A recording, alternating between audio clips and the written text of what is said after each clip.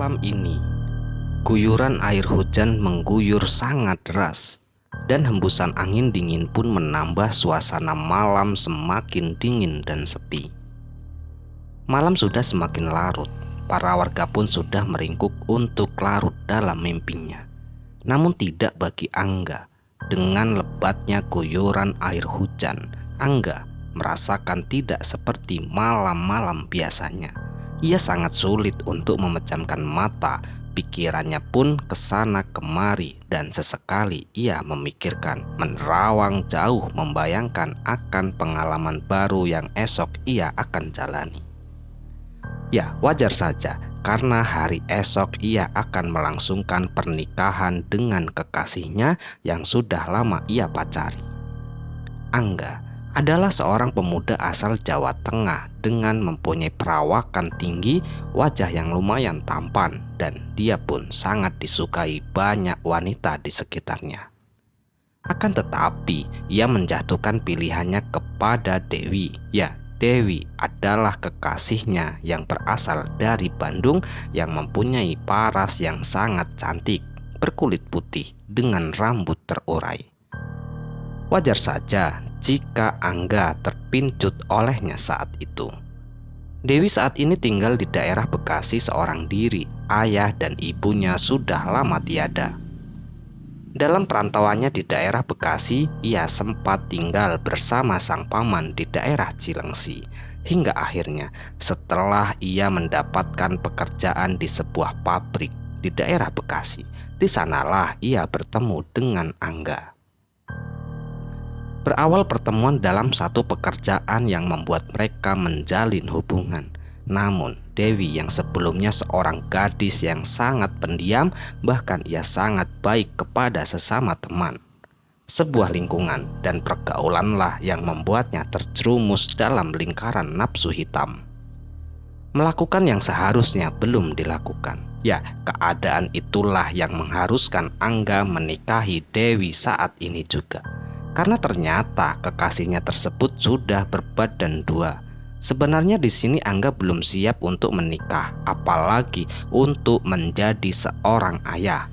Karena kondisi Angga yang saat itu baru saja terkena PHK di tempat kerja, hingga akhirnya Angga pun menjadi pengangguran dan belum kunjung mendapatkan pekerjaan. Apalagi ditambah sifat Angga yang masih belum dewasa, yang masih suka keluyuran dan minum-minuman bersama dengan teman-teman sepermainannya. Selama pacaran, Dewi lah yang sering sekali untuk membiayai semuanya. Tentu saja karena kala itu Angga belum mendapatkan pekerjaan alias masih menganggur. Sebelum hari pernikahan ditetapkan 4 bulan sebelumnya, mereka berdua sempat bertengkar hebat saat itu. Ya, saat itu Angga diminta oleh Dewi untuk datang ke kosan.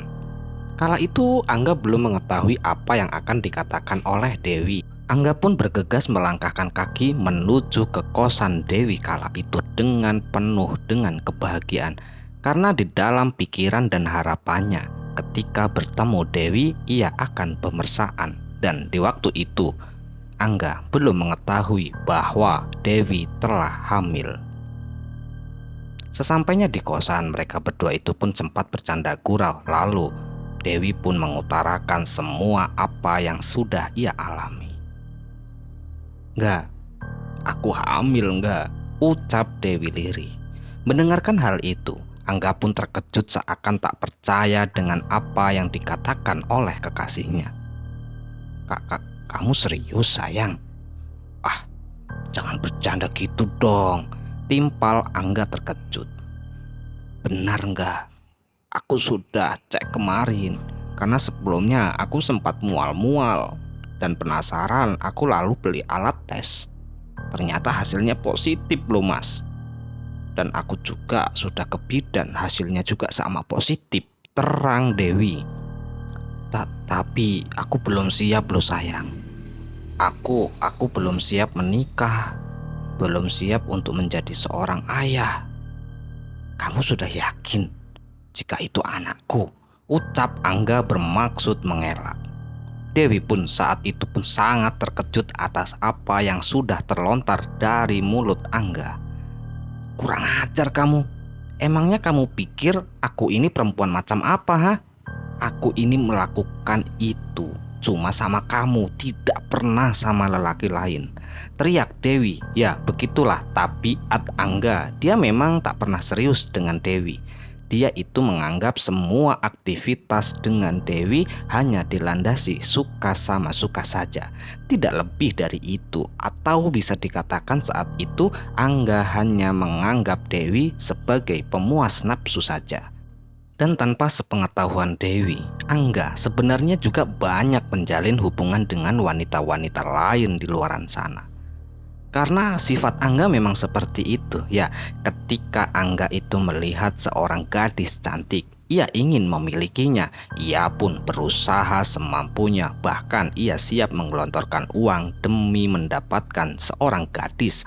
Itu dilakukan hanya semata-mata untuk memuaskan nafsu. Walaupun semua uang yang dia habiskan untuk mendapatkan wanita itu berasal dari usahanya mencari hutangan kepada teman-temannya. Ia tak peduli, yang penting ia mendapatkan seorang wanita yang ia sukai.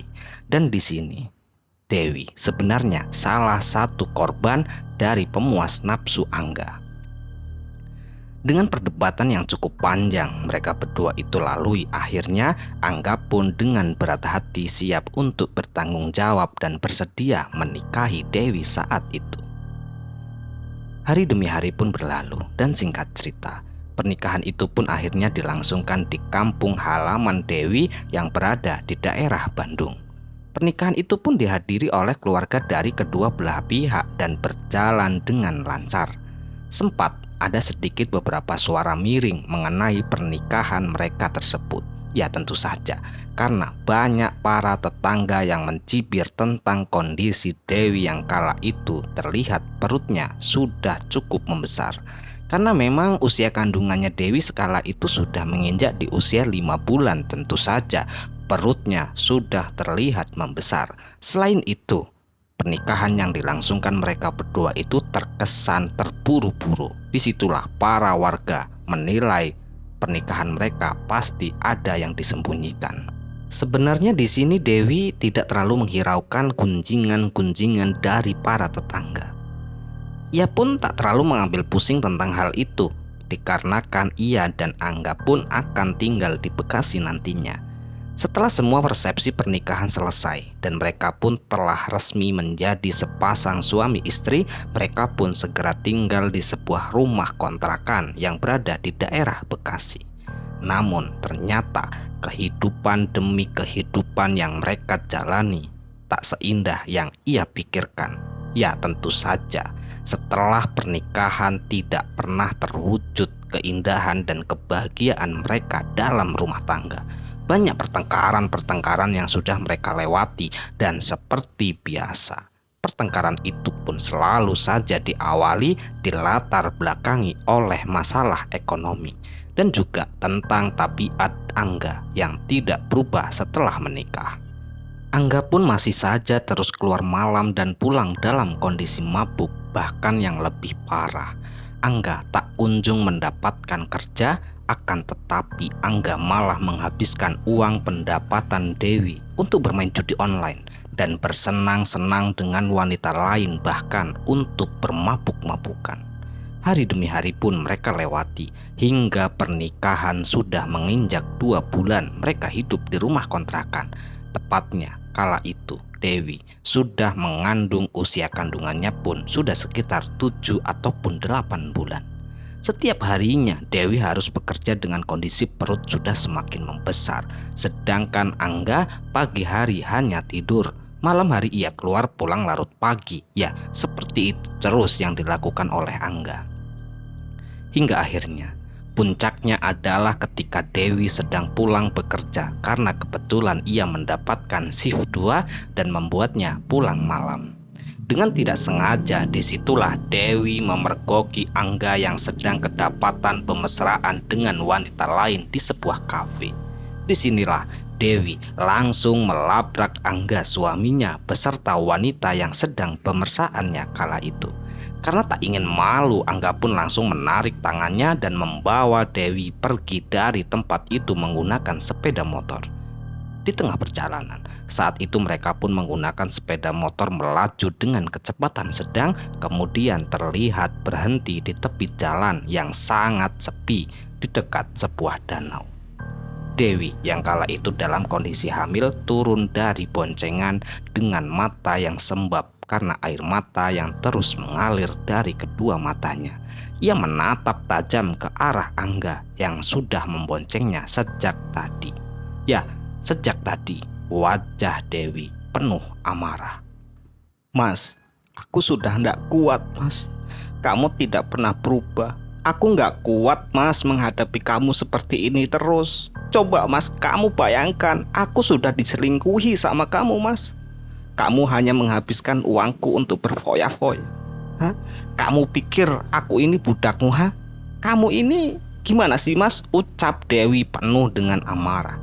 Dan di saat itulah Angga marah kala mendengarkan ucapan dari Dewi. Lalu Angga pun langsung melepas helm dan membantingnya ke tanah. Ia turun dari motor lalu menatap tajam ke arah Dewi. Disinilah mereka berdua berantem yang sangat hebat hingga akhirnya kata-kata meminta cerai dilontarkan dari Dewi, dan di saat itu Angga pun menyetujuinya. Pertengkaran demi pertengkaran mereka tak kunjung usai. Justru Angga semakin kesetanan. Bahkan sesekali Angga memaki-maki Dewi hingga akhirnya dengan tanpa sengaja Angga pun mendorong Dewi dan tiba-tiba saja Dewi jatuh tercebur ke dalam danau. Dan kala itu Angga pun sempat bingung dan ingin menolong Dewi. Namun Angga yang tak bisa berenang hanya bisa melihat sang istri masuk ke dalam danau. Apalagi Dewi tidak bisa berenang kala itu. Hampir seluruh tubuh Dewi sudah masuk ke dalam air dan hanya menyisakan ujung kepalanya saja. Melihat hal itu, Angga pun panik, akan tetapi ia tidak bisa menolong lantaran Angga di sini tidak bisa berenang karena tidak tahu harus berbuat apa dan takut nantinya disalahkan. Akhirnya Angga pun kala itu malah langsung meninggalkan Dewi sendirian di tempat tersebut. Betapa tragisnya dan betapa teganya Angga terhadap istrinya. Ya, tentu saja dengan teganya ia meninggalkan sang istri dan melajukan motor. Tubuh Dewi bergerak tak beraturan, terlihat berusaha seperti keluar dari air itu. Tapi gerakannya itu malah membuat dirinya semakin tenggelam dan semakin tenggelam lebih dalam lagi. Ditambah juga ia masih merasakan sakit di bagian perut hingga akhirnya tubuh Dewi pun benar-benar tenggelam di dasar danau. Waktu demi waktu pun telah berlalu dan hari esok pun telah tiba. Seorang pria yang hendak memancing di area danau tersebut, tiba-tiba saja dengan tidak sengaja ia menemukan jasad Dewi yang sudah mengambang di tengah danau dengan keadaan sudah tidak bernyawa. Hal ini pun lantas memancing kerumunan warga lain yang kemudian berdatangan ke lokasi. Lokasi Dewi tenggelam pun ramai didatangi oleh para warga. Dan tidak lama kemudian pihak kepolisian pun datang untuk mengevakuasi jenazah Dewi yang masih dalam kondisi hamil. Dan jenazah Dewi pun dibawa ke RS untuk divisum. Polisi pun kemudian olah TKP. Setelah selesai melakukan semua kewajiban sebagai penegak hukum. Ya, saat itu Angga pun sempat dipanggil oleh pihak kepolisian karena statusnya sebagai suami dan juga sebagai orang yang terlihat terakhir bersama Dewi. Akan tetapi karena alibi Angga yang menyebutkan bahwa saat malam kejadian, tentu saja kala itu Angga mengakui bahwa mereka berdua sedang bertengkar dan Dewi kala itu kabur dari rumah, sehingga kala itu petugas kepolisian pun tidak mendapati cukup bukti untuk keterlibatan Angga atas kematian Dewi dan juga tidak ditemui adanya luka yang diakibatkan penganiayaan sebelum Dewi tewas tenggelam. Dewi dinyatakan meninggal dunia tenggelam di danau dengan modus bunuh diri. Sungguh tragis nasib Dewi. Ya, ia harus meninggal dunia dalam kondisi yang sangat mengenaskan, dalam kondisi hamil besar, patah hati karena diselingkuhi oleh suaminya sendiri. Bahkan semua tabungannya pun sudah habis ludes dipakai oleh suaminya yang tidak mau bekerja. Dan yang lebih parah lagi, Angga sang suami yang notabene adalah pembunuh masih berkeliaran menghirup udara bebas. Setelah peristiwa ditemukannya jenazah Dewi yang tenggelam di danau, Dewi pun dimakamkan di Bandung, sedangkan keluarga Dewi kala itu hanya menerima takdir yang sudah menimpa kepada Dewi. Mereka semua tak tahu permasalahan yang dihadapi oleh Dewi dalam berumah tangga bersama Angga.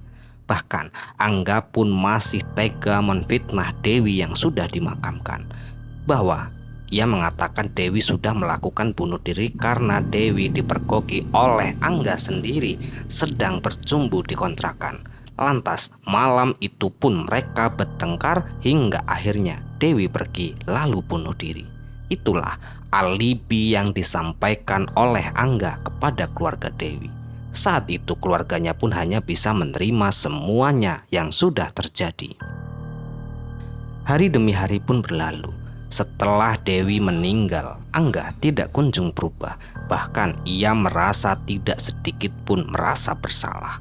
Setiap harinya Angga masih saja seperti itu hingga akhirnya.